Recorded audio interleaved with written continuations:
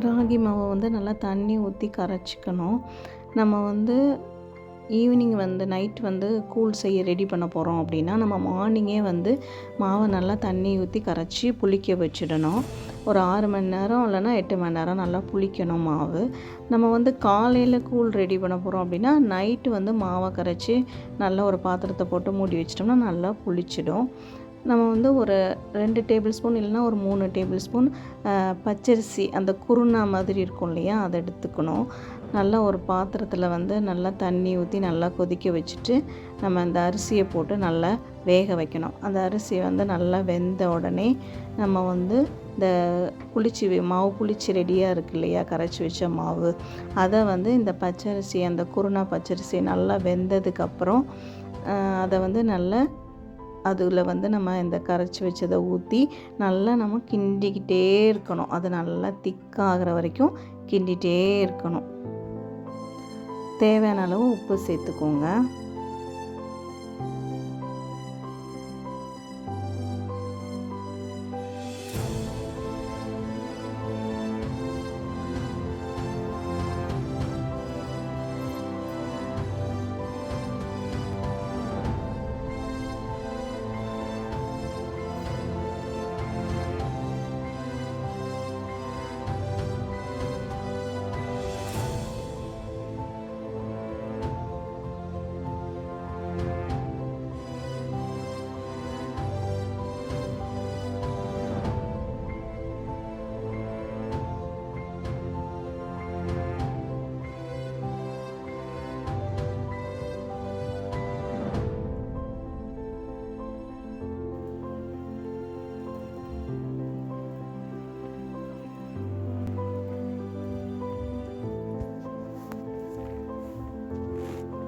உங்கள்கிட்ட மண்பானை இருந்துச்சுன்னா கண்டிப்பாக மண்பானையில் ரெடி பண்ணுங்கள் கூழை.